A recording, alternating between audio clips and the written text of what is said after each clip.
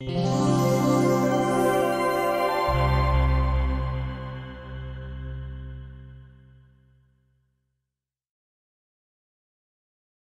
right? I mean, and there is a lot of literature on two-sided marketplaces outside of the context of education, where you have two constituents. MakeMyTrip wants to sell hotel rooms to customers as well as to hoteliers to make it easy for them to be able to sell their wares. You have to take both needs in account, and you have to kind of iterate in that loop. You can't just say, you know what, let me just take care of the kids. Parents will take care of themselves, or let me just take care of the parents, because they'll use it, they'll uninstall it, right? Satyajit said, 75% of the 80% of the apps are never opened more than once in their life, ever in their life. It's like out of 1 billion downloads a year. So, other questions? Yeah, I have a problem. Being a professor, I just feel like, shit. So in my classrooms, we discuss this. And one method we use is, and some of my students are here, is we call it as an ecosystem analysis. You take a product and drop it and create an ecosystem around it. Whom all does it influence?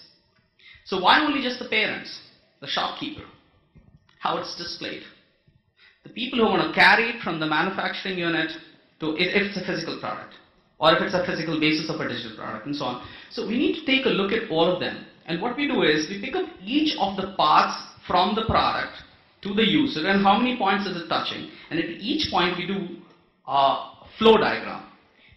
What are the number of steps involved through which this product undergoes with this particular person in the ecosystem?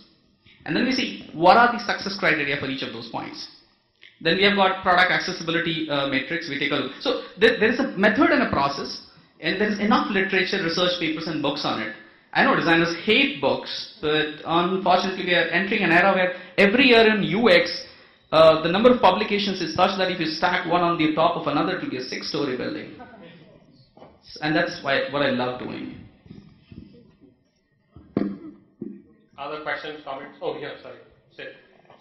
So how and that we are using the top designing experience, like nothing is changed from my life, but still my business is going down. So how I will ensure I am giving the best user experience to the user. Okay, who wants to, maybe one of the business guys. So the question is that you have the best user experience, it's beautiful, it's awesome, but my business is going down, my revenue is going down, my whatever, conversion is going down. So now what do you do? It's the best experience, right? Customers quote unquote love it, but somehow not able to make money. You want to take it? Really solving the problem. It's not actually getting to your right customers. That's why it's not engaging. A beautiful design doesn't mean it's actually solving the problem. So it needs to solve the real problem that the user really having. If it's not doing that, then it's no point having great design out there. Suppose कि मेरी app है और मैंने उसमें कोई change नहीं किया and suddenly market में कोई और ऐप आती है बट उससे ज़्यादा अच्छा एक्सपीरियंस देती है, तो मैं कैसे इंश्योर करूँगा कि जो मेरी जो ऐप है वो अभी तक बेस्ट एक्सपीरियंस दे रही यूजर को? क्योंकि कई बार क्या होता है कि हमारी तरफ से कोई चेंज नहीं चाहता बट स्टिल हमारा बिजनेस डाउन जाते तो how to ensure that we are giving the best user experience to the user?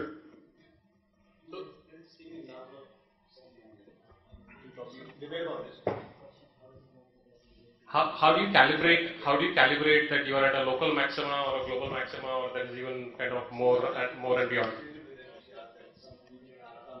And it takes over. So let me put an example and we can all answer that. Let's take an example for Orkut and Facebook after that. So what happened there? And Orkut was there, everybody was using Orkut, and suddenly Facebook comes up. And how many of really shifted immediately to Facebook, or took time to shift to Facebook? So the first experience I remember with Facebook was pretty difficult. I couldn't really understand, what is happening in Facebook. Then later on, when all my friends, you're not in Facebook group, what are you doing?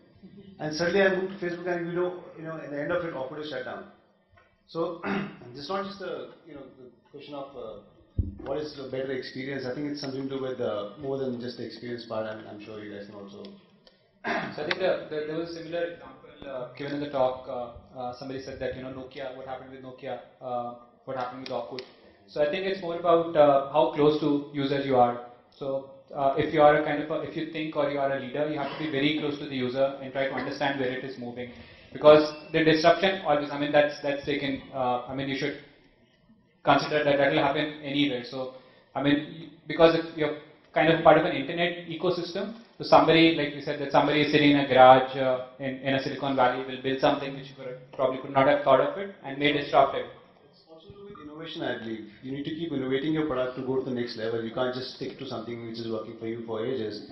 Obviously, somebody's certainly going to come up with something new and disrupt the whole thing out of it.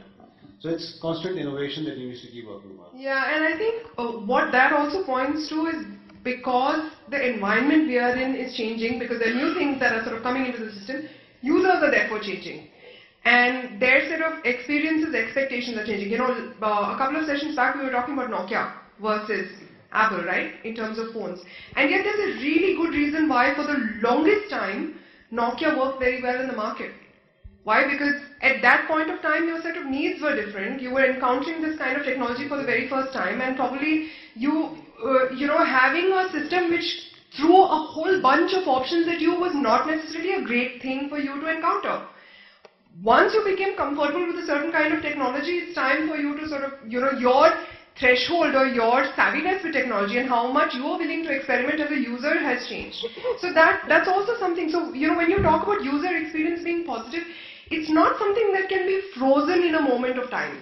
Users are changing. So the, you know, what you can change, therefore how you can sort of up your game, it has to keep changing over time. You cannot sort of sit on one thing and say, I've offered a fantastic experience and now so this I think the question is, how would Nokia or Orkut or, you know, XYZ, right? There were like 50 messengers before WhatsApp. How do they know that they're in the precipice of death, right? How do you know that you're constantly... You're ahead, yeah. Nokia would have been probably talking to 500 users, Sure. 5,000 users, doing studies, you know, Absolutely. getting data analytics, and, Yep. and I mean, they're not stupid, right? I mean, they're a $50 billion company. But yet it hit them, right? There's of course technology disruption, so let's leave that, like somebody said at another conference. But just from a user, like everybody here is working on some product, some app, something. How do they know that you're just about to die, right? Or very soon you're going to be obsolete? Try to be ahead of the market and solve, like you said, the next problem. I want specific advice. That's a very generic, like let's be ahead of the market. I mean, it's actually a billion-dollar question, what makes my company succeed? I don't think it can do justice to that. But seeing the pattern of product evolution, the marketing guys do this, the business community does this. People are greedy in general. Right from childhood, you give them one chocolate, they want the next one. It goes on. But there's a pattern in that greediness.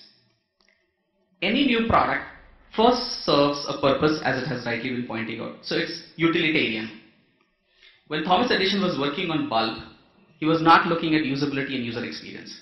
First thing was, how should there be light? So are we serving something which has not been fulfilled by anything before me? That's the first thing. The moment you have got market competition, there are many more people who are providing bulbs, then we need to work on how do we fix the bulbs easily. How people buy, how it's sold, how it's carried, how it's removed, how often, usability aspects, ease of use, efficiency, effectiveness, learnability, memorability, these aspects. But if the market has become competitive in that, then you start looking into user experience, which many people will call as superficial. But then it's a hygiene factor that bulb is there and light is there, and it's easy. It becomes important of how it adds to the ambience of my home. So you need to figure out for your product where the market is right now, where is the market cycle. Now, if you are entering CFL, when it's actually already LED cycle to start, it's a wrong time to enter. So one needs to first figure out which is the utility I'm fulfilling. The guy who invented, it's difficult to defy him or her. There are very few people like Steve Jobs who can build all the three in one go. Utility, usability, and user experience. So it's very difficult to compete. They create another level of niche market. So you need to hire somebody, I'm not saying myself, who can do a little analysis on which product it is, and then systematically do a little study. I think Amit, just 2 cents over here. Yeah. In terms of building up on the thought what Professor Jyoti mentioned, serving something which is really not being thought for. Very great example over here. Yes, you mentioned that there is already an app which is already entering in the market. My experience is already great, user experience. But while the other one enters, that really takes the lead. correct? Example over here would be in terms of WhatsApp and Hype, right? And many of us really know that example well. Definitely Western culture. There are a lot of factors in terms of demographic differences as well, correct? One interface which is working in one country, we're not sure that definitely will work in another demographic or not. If I really take the example of WhatsApp and Hype over here, WhatsApp definitely, great company, great evaluation, a lot of subscribers and users. Hype, definitely a product from India. I love that. There is definitely no other product in terms of instant messenger service from India, and people would really use that. If you see Hype for that matter, they are building and solving for some of the real use cases which the demographic here in India would really love to use that. If anybody's used Hype, there is a small feature on the Hype H logo which is nothing but a hidden chat. If you just click on that, you can actually get into hidden chat mode with any of your counterparts. Definitely in the Western culture, WhatsApp would have not even thought about it. Girlfriend, boyfriend, you're having a chat with that person, parents would never mind that. Hype, I'm just giving an example. If there is a community here in India, people would love to chat with their counterparts in the hidden mode. They have really solved for that.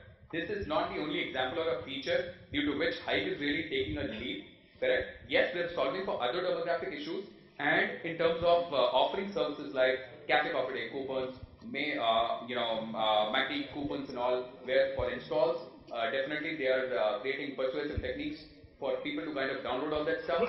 But that's how demographic difference also plays a lot of great role over here in terms of what's really working over here in this place, and there is a disruptive giant which is trying to come and capture the market. That's where you really need to start focusing on that, what features really work well for my context and my demographic, and start building upon that. Can I just add? Yeah, please. So, if you go back to your original question where you said that you're doing fairly well, we took the example of Orkut or Nokia, and there is a new company that comes up which tries to disrupt you. So, what is one thing that you can probably do to avoid that or to judge that? Like Professor said, there is no right or wrong answer for it. That's probably a $1 million answer that someone can make money on that. But the way I perceive it is that one thing you can do at that point of time is to stay humble. Because what happens is whenever there is a new product that comes in the market, you kind of get that instinct, and the people start giving you the feedback as well. And people don't want to switch. If they like your product, they would not want to switch. They would tend to give you the feedback initially. Probably it's vocal or non-vocal, but they would want to give you that kind of feedback. What happens with most of the organizations is that they think that they know better than the users, and they kind of tend to ignore that feedback. So Apple also does that. Apple also gets that kind of feedback from the user. So, and they're not ashamed of replicating things from Android. I mean, they clearly go and they steal stuff. There are apps that get popular on App Store. They steal those features and incorporate that in the app itself. So it's just that you have to be humble and kind of be comfortable taking that feedback and incorporating that in your product. Anybody who hasn't asked a question yet? We have two hands here. Okay. I just add. So as Professor said, it was $1 million question. Let's make it $1.2 million now. So what happens is that when we discuss anything in retrospective, it's very easy to say what happened, what doesn't happen. So the real example is when Kejriwal became CM. The next day, it came from some professor from IIM, the 5 traits of a great leader to outshine hand in hand. And then in the 49 days, everything goes off. So what makes a good design? All those failed people also know the same thing. It's not that people know something new. Facebook and Orkut are a nice example to have because we have seen this in our lifetime. We have not seen Nokia because Nokia was earlier a tire company. It morphed into a cable wire, optical fiber company. Then it became a different company, and then it failed. And somebody has to fail. If they will not fail, then other people will never come up. So that's a good thing. Now, why Facebook succeeded and Orkut failed, I have a similarly different take. Two ways. One is business-wise and one is design-wise. Business-wise, Orkut was a side business for Google, whereas Facebook was a main business. So Facebook gave his mind, body, and soul for Facebook, while Google just gave its mind and body, not the soul. It was a side business, chal gaya, nature will do something else. They have lots of money and lots of ideas to work with on. I'm sorry, is there a question in there somewhere? I'm giving you a perspective on it. Sure. I'd love for you to get to the question, please. Right. Thank you. And then the second is on design issue, that right now we are into an experience economy. That's the reason WhatsApp got sold, because they saved that 3 seconds which Skype used to log in.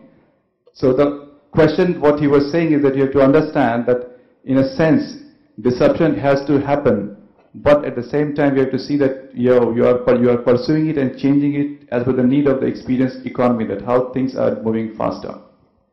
Okay, thank you. Your question, please. Companies like Google, MakeMyTrip, and big products that they have launched, do you think they can learn anything from similar products which have failed? Like, do you think Facebook can learn something from Orkut? Do you think Google can learn something from many search engines which fail every day? Do you think MakeMyTrip can learn something from the usability aspect from IRCTC? Or do they actually do it? Is it something like this exists or should happen? Or if it happens, how does it work? Yeah, I think most of the good companies do that.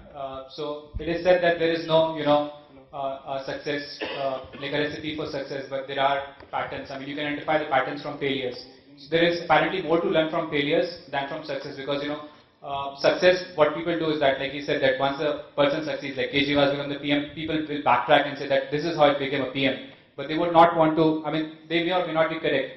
But the reason why he failed was more clear than why he succeeded in the previous election. So there are companies who do that. I mean, that's what I meant when we said that companies have to be humble. So it's not that you have to learn from your success, but you have to also learn from the user success, the other guy's failures, because he failed. That's why you succeeded. So you have to make sure that you don't make those mistakes while you are going ahead in the curve.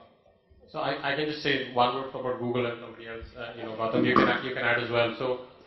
So Google rarely paid attention in that sense for the longest time to any competition. It was obsessively focused on things that were either 10x better for the user or 10x better on technology. And it was almost religion not to really pay attention. I mean, maybe a little cocky and arrogant, but they would rarely look. And of course, Facebook is a $200 billion company, Apple is a $700 billion company, so obviously that was wrong.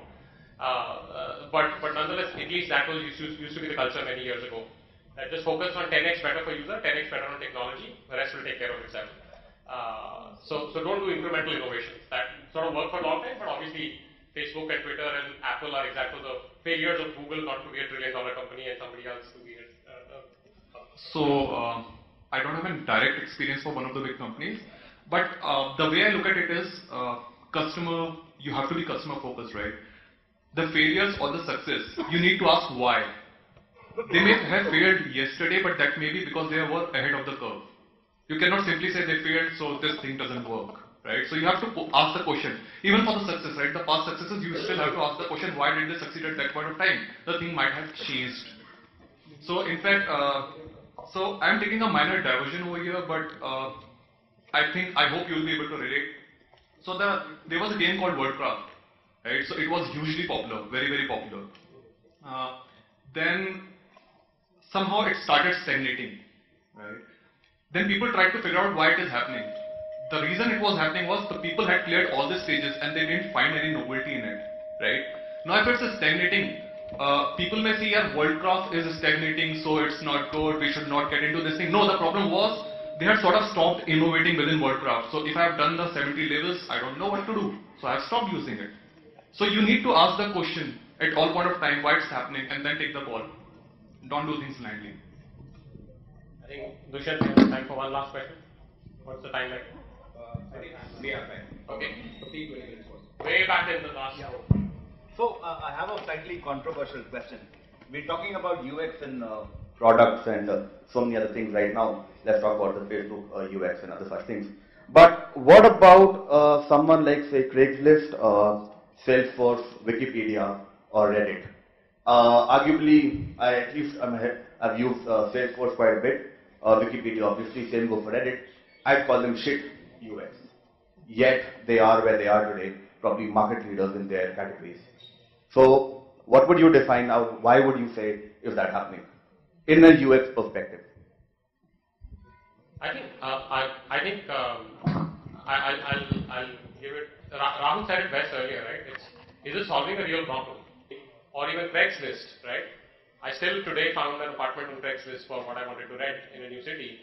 when there are 30,000 other things that have far better UX, it solves the problem, and there is liquidity on that marketplace, and the buyers, sellers, etc. So I don't think it is, because it's a cool UX you're going to win. That's not at all the case. There's enough and more examples. Or because you're shitty UX you're going to lose. But maybe other people who haven't. So just one thing. I think that comes back to Siddharth's original question then. That what makes a new app something that has come in, after my app? Why does that app win over mine? Wouldn't the answer to that $1 billion question be that they've got something very, very right, corely right about the customer and the customer pain point? Yeah, that's absolutely right. I believe what I reflect what you said again. They're solving a problem that nobody else has solved. So if I want to make my life easier, this is the guy I end up going to. So just one thing to add. So I think you're confusing UX with design here. So I've worked with ClearTrip and I've worked with Naukri. So I've seen both ends of the design. So like we said that like Amit mentioned that his experience when he spoke to the users, the kind of feedback that they give. So never confuse design with user experience. So design is user experience is created to cater to your users. I mean, you have to deliver what they want. So in a crude way, it's said that if you have to catch fishes, you have to throw bombs. You can't throw strawberries, even though you like strawberries.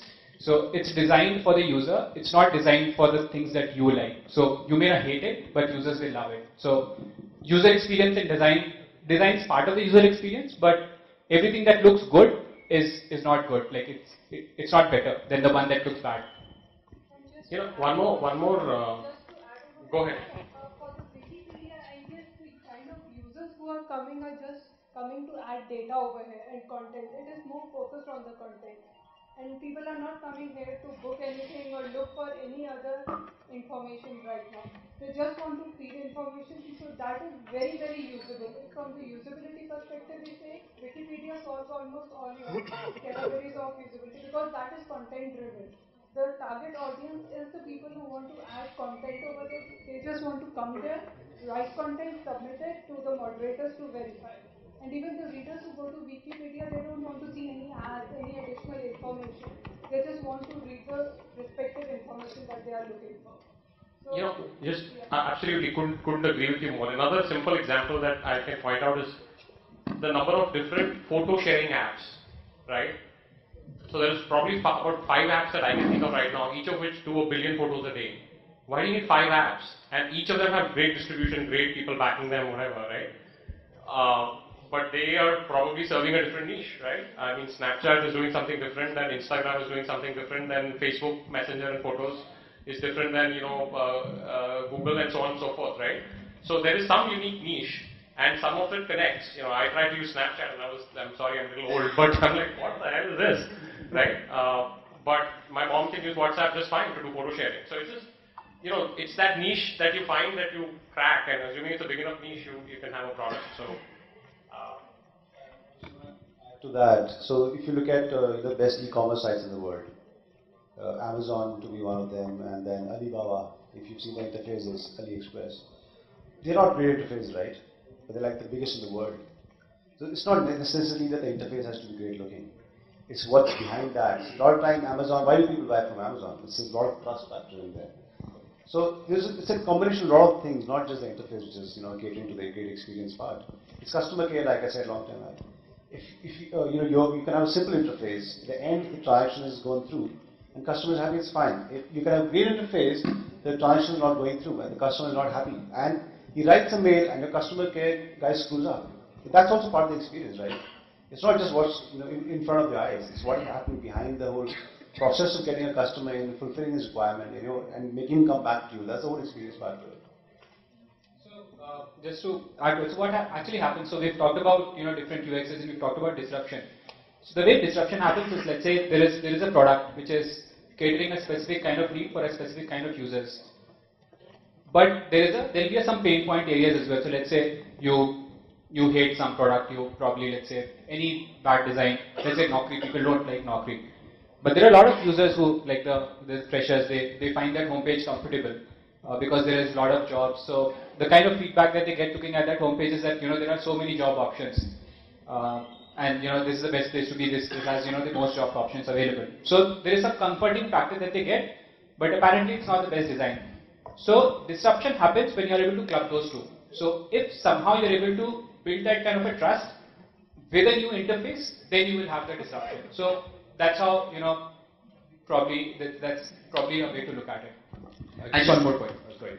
I think there are companies of scale and there are companies of design. If the companies of scale, as Rahul correctly pointed that out, Amazon, if they really solve basically scalability issues, customer experience issues, definitely in terms of the user experience, over a period of time, they'll be able to come up with that. And people will definitely love to use those websites.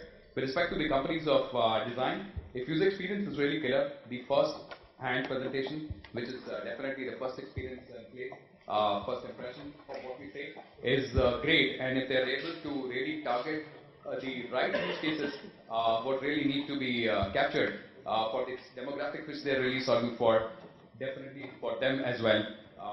The scenario remains the same, and they will be doing having great basically folks who are fans of that product or brand. I cannot agree more. Most of it has been covered, but I'd still like to give it a twist. The shit experience is also an experience. Are you married? No. So you can't understand it. Somebody said that I was happy for 29 years and then I got married. If you ask why did you get married, it's exactly the question you would ask, why did you install this new application? Truth is, we all want to have some experience all the time. And no matter how great that experience is, it's very soon going to be boring. It's like having a movie where from the beginning to the end, it's just happy, happy, happy. There's no villain in it. So if you really want to understand user experience, as somebody was talking about the peaks and troughs, it's highly complicated. I'm not here to predict the future, and I'm happy I don't have that job.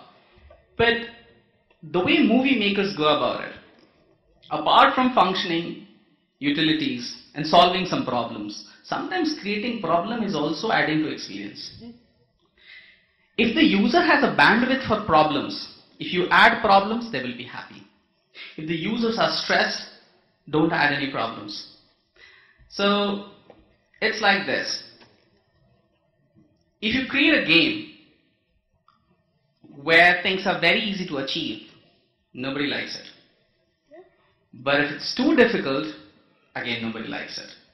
Will you play with your neighbor badminton who's hardly knows how to hold the racket? Will you play badminton with the national champion who's in neighborhood? You would like to play with someone who's of your age, of your expertise. You have a chance of beating him, but a chance of winning. So it's very difficult to per se say that this experience is bad. Maybe that's the experience which is most suitable in that kind of a context. When I was doing my PhD and I came across this website of Jacob Nielsen, who claims to have coined the word usability. Of course, he did write the first book on usability. When I looked at that website, I said, if this is what usability does to a website, I don't want to get into usability. It was completely banal, boring. I'm sorry, I'm being recorded. Please don't quote in front of him. But that's what he means. He says, when life is stressed, reduce all that you can. And if you can drop a full stop, drop it. That will add to the user experience. But on the other hand, if you don't have a masala happening on Facebook, somebody pokes someone, someone offers drink to someone slaps someone, it's not a good experience. So defining user experience outside the user's context is very difficult to discuss. I don't know whether Wikipedia actually would be more usable in this way, where things are actually not enjoyable, but it just serves the purpose. I can't speak more than that. Thank you. Okay. I think we're all out of questions from the audience, or not. Go ahead, please. Since we have panel with people in design and business both, since we have a panel of mixed people in design and business both, what do you think is the right time, or maybe say a timeline when you think business will be on par at the decision making side of business? or sorry, design would be on par on the business making side? For I didn't slip, I think you have your answer. No, go ahead. What should I get? When will design business be on par on the same level and footing? We are seeing we covered a little bit of it earlier, but if somebody wants to take a new twist at it. So the question is, when will design and business be quote unquote on par in terms of decision making? I think we covered a little bit of that earlier, but if somebody wants to take a crack at it again. I think small piece I can add to it. It really requires a culture change, right? Definitely for the companies where the DNA is all about design, even the CEO, the co-founders of those companies are from the design background. They really think about that problem and put the entire solution forward in such a way that yes, they understand the business side as well, and they understand the design side as well, because definitely they are from the profession, that domain. That's where I believe that this kind of a culture change is really required here in India.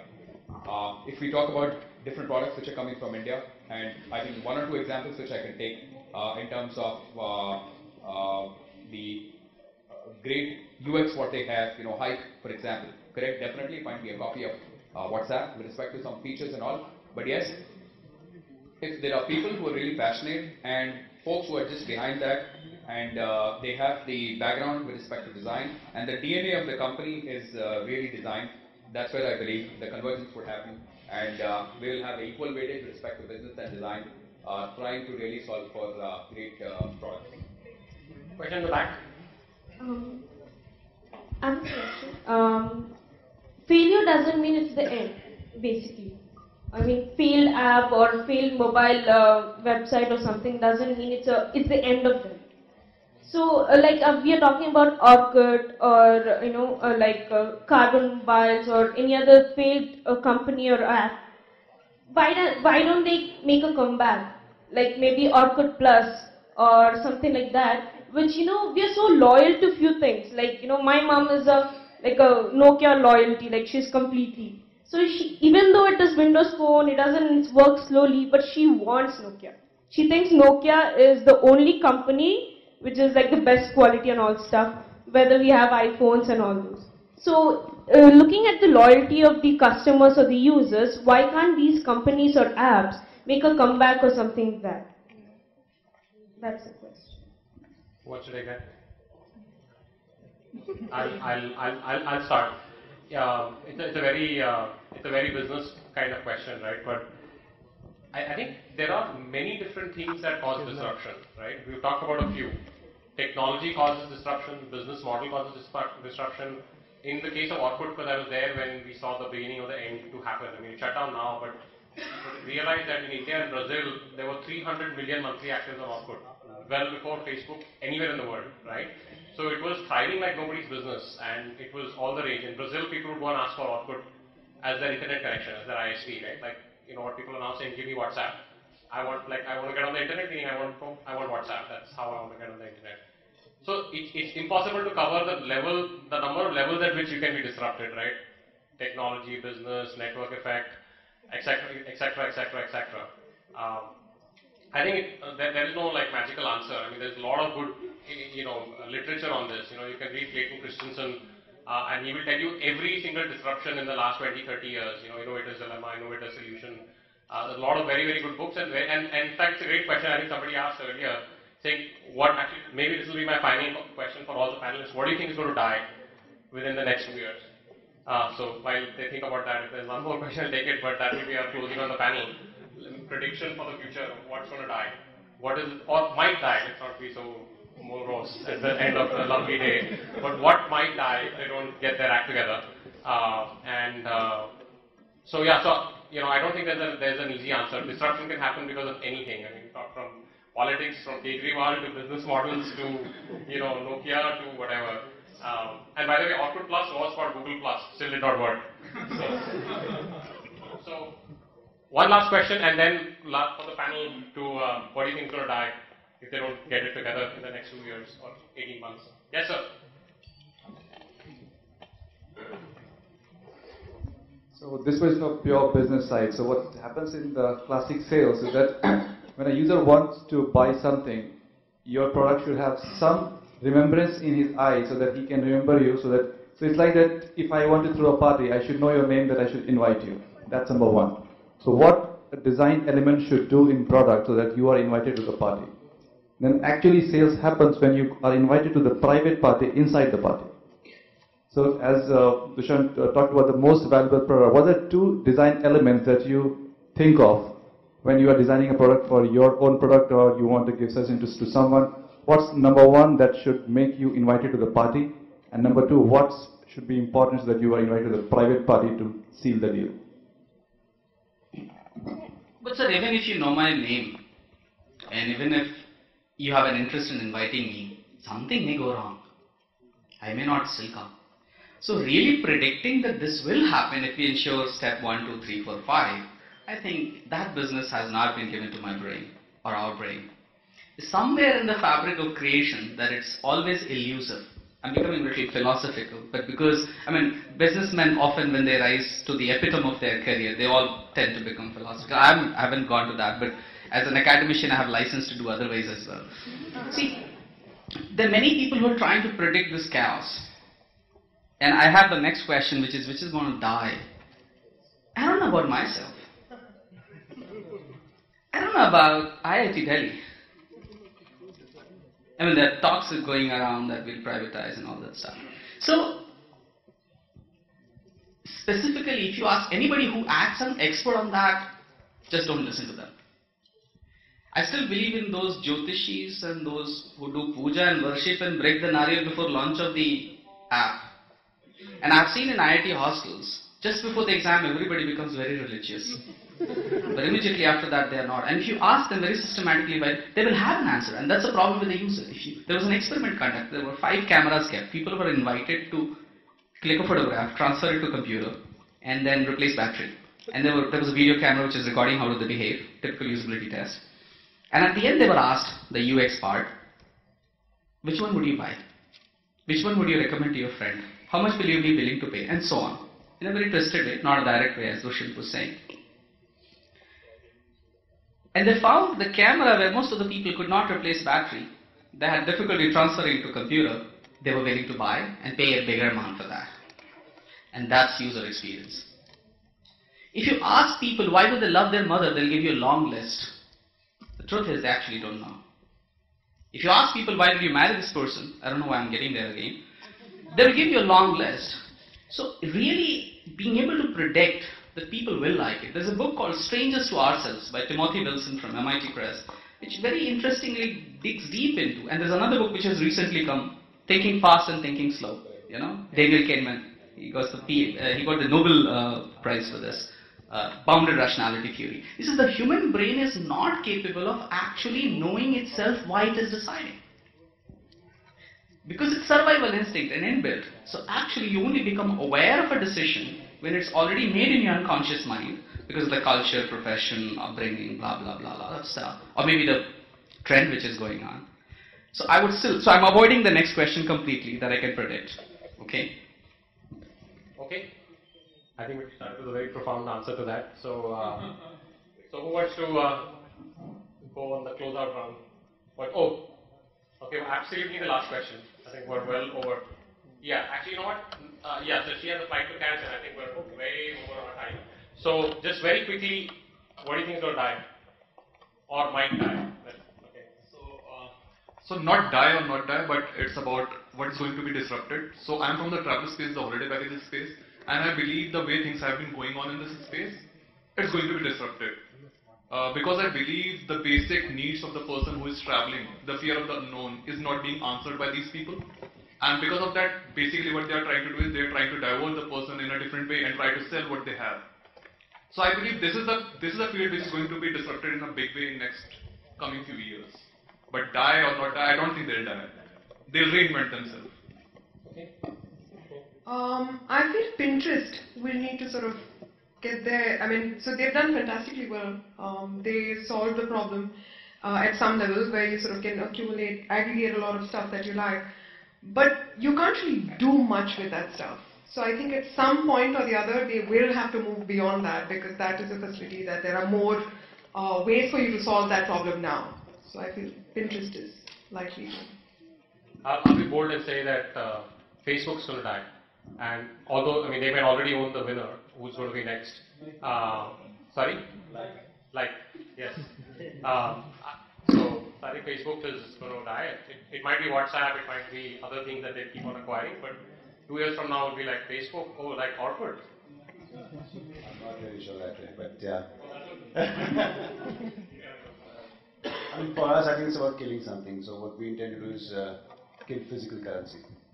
So we intend to kill the physical currency for us. But that's going to die very soon. And it's happening a lot. It's going to happen soon.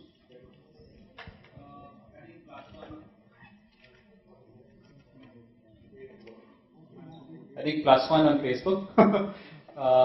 The other company that's going to get disrupted in next 18 months probably would be Yelp. Those guys are like, अभी वापस आके Deepinder बोलेगा क्या कर रहे थे यार पूरे 300% Q1Q growth. Okay, Dushyant. I think the decoupling scenario where we have where the brands are trying to create individual apps with respect to the particular problem or use case which they are trying to solve, I believe that would really die. Because there is a leakage in the installs and with respect to how to channelize that, instrumentation with respect to all the components over there. I think they are all going to merge in one, and that's what I believe. Okay, with that, I want to thank all my panelists, Jyoti, Prashant, and Dushyant. Thank you.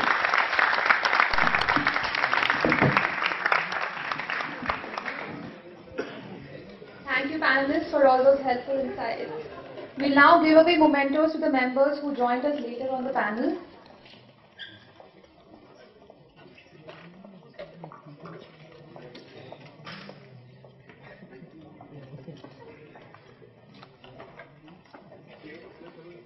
Dushyant, please could you stay to give those away?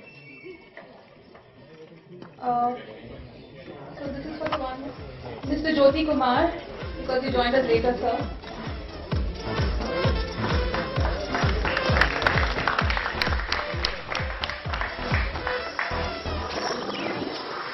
Next, Mr. Prashant Gildiar.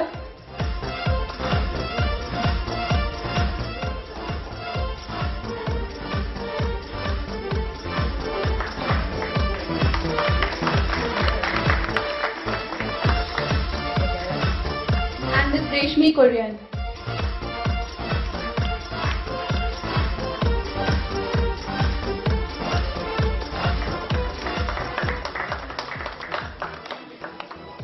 Thank you so much once again. Dushyant, please stay. We have another award. We also have the prize for the highest number of tweets that went out today. And this again goes to Sharat Harjai for his 26 tweets throughout the day. Is he around?